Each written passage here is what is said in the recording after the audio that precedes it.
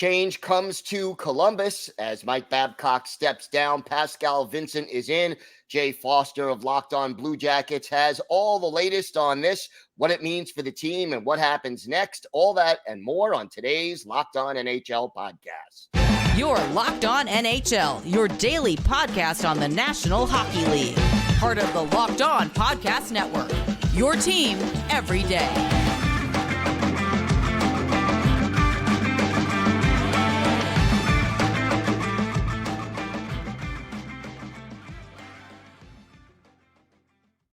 And welcome, everybody, to the Monday edition of the Locked On NHL podcast, part of the Locked On Podcast Network, your team every day.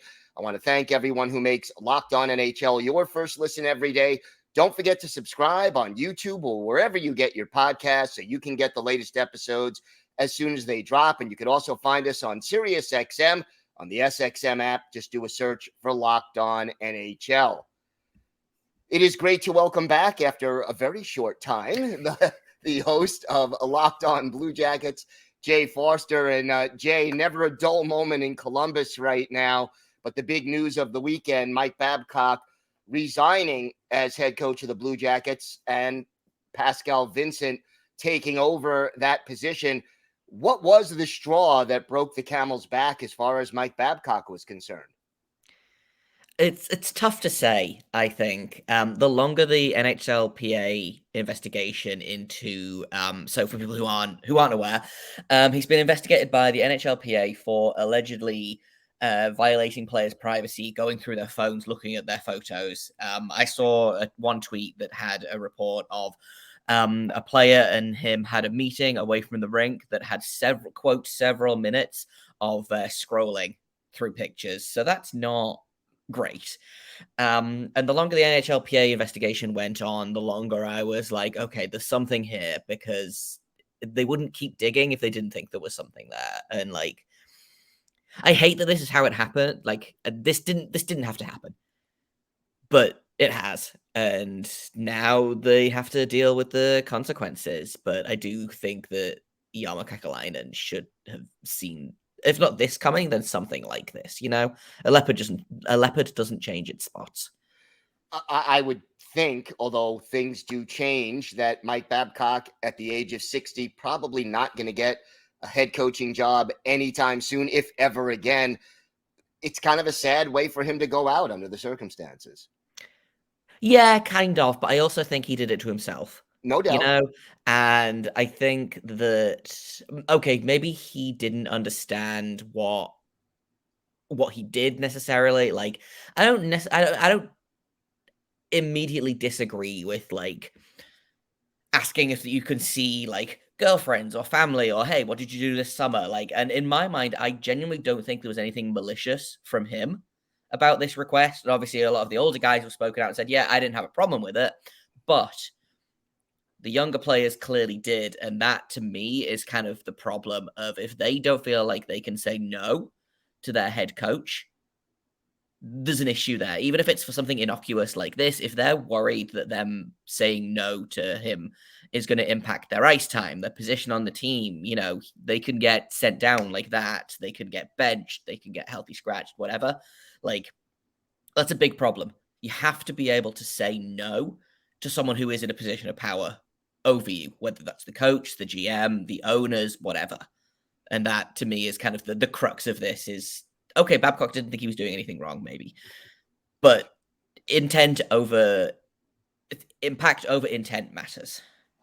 Yeah, and you know, he could have approached it differently and just said, show me a couple of photos from what you did this summer, or show me a picture of your family, and let the player pick the photo or photos that he wanted to show. And you know, this becomes a nothing burger if that happens.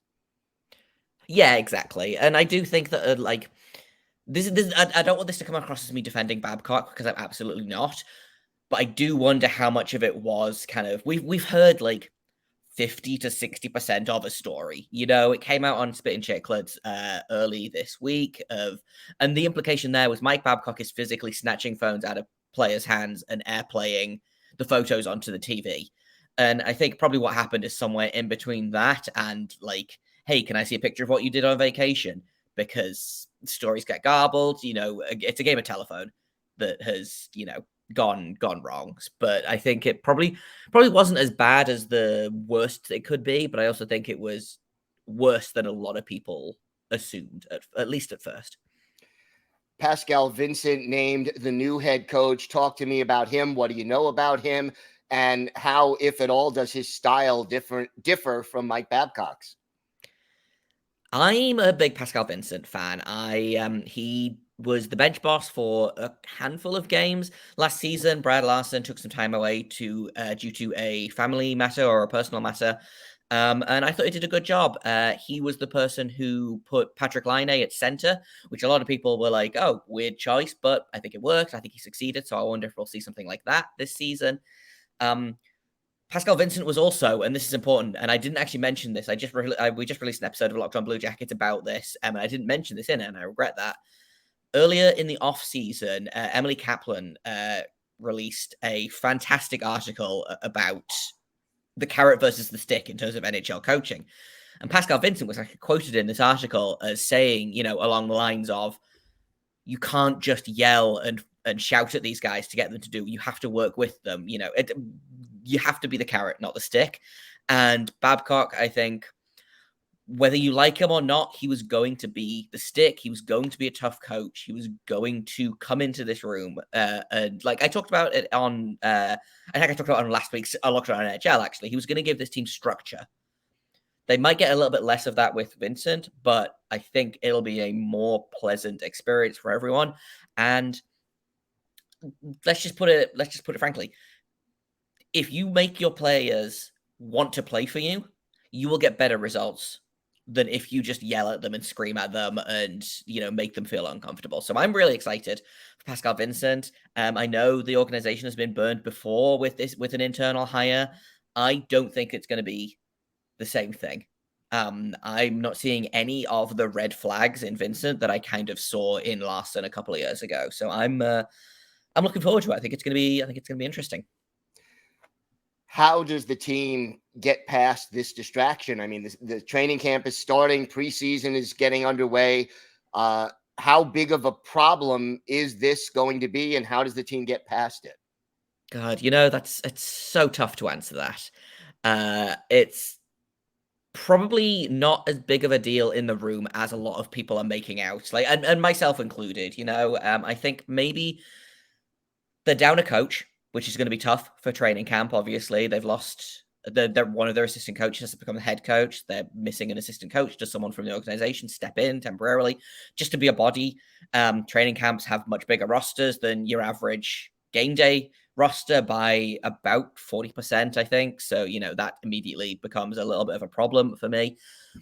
The worry for me here is that I don't want there to be a rift created between the older players who didn't have a problem showing Babcock their phones or their photos or whatever, and the younger players who did, because I think something that worries me and worries quite a few other people, why did the players feel like they needed to go to Spit and Chicklets instead of going to the captain or one of the older? I know Gaudreau came out and said that he didn't have a problem with it. Werenski said the same thing. Mathieu Olivier, who doesn't hold the same kind of weight in this room as guys like Jenner and Gaudreau and Werenski, but like, why did they not feel comfortable going to the veteran leaders in the room? Why did they feel comfortable going somewhere else? And so, like, that to me feels like a bit of a problem that needs to be fixed now, as opposed to 6 weeks down the line when both sides are like, well, you didn't stand up for me, and the other side is like, well, you're causing problems, you're making waves, because that's such a hockey thing, isn't it? You don't rock the boat. And for better or worse, the young players in Columbus rocked the boat until the head coach fell out. So, yeah. Now, I mean, who do you think is in the best position to smooth over that potential conflict? Would it be the captain? Would it be an assistant coach? I mean, how do you bridge that gap that may end up existing? Yeah, I think the captain has to reach out. I think Jenner has to be a captain. And I've been kind of quite outspoken about, I like Boone Jenner a lot. I think he's a good captain. I think he's grown massively since stepping into that role 2 seasons ago, I believe.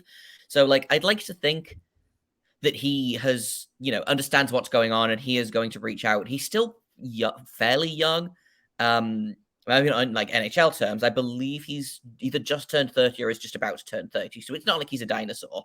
I think he's young enough that he can kind of maybe empathize with these kids. And I could also see some of the guys that are kind of in between the quote unquote old guys and the young guys. So I'm thinking of, guys like Patrick Laine, who's 24, I believe, so hopefully something can happen there. But yeah, it has to be the older players reaching out, I think, because frankly, I don't think the young players did anything wrong, and I don't think they think they did anything wrong either. Otherwise, they wouldn't have said anything, So I don't think that it's not them to come out and say, hey, sorry for rocking the boat. It's the older players' job to come out and say, hey, we're really sorry that we created an environment that made you feel like you had to go anonymously to some podcast instead of coming to me with a problem.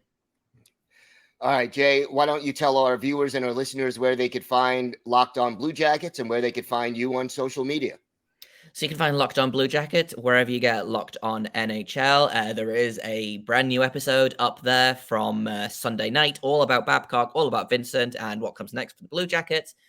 You can find me on Twitter at _Jacob Forster, JAKOBFORSTER. You can find my co-host, Hayden Heilsorn, at HaydenH971. And you can find the show on Twitter at LO_Blue Jackets. Jay, always a pleasure. Thanks so much for doing this. Thanks for having me.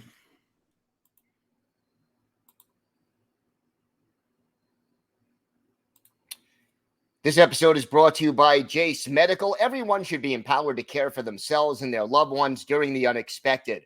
That's why Jase Medical offers the Jase Case. The Jase Case provides 5 life-saving antibiotics for emergency use and gives you a peace of mind so that you're not just hoping that you have access to medication in an emergency. Jase Medical makes sure you have the medication in hand. Jase Medical is simple. They handle everything from the online evaluation to licensed pharmacy medication, delivery, and ongoing consultation and care. So don't get unprepared. Save more than $360 by getting these life-saving antibiotics with Jase Medical, plus an additional $20 off by using code LOCKEDON at checkout on jasemedical.com. That's JASE medical.com, promo code LOCKEDON.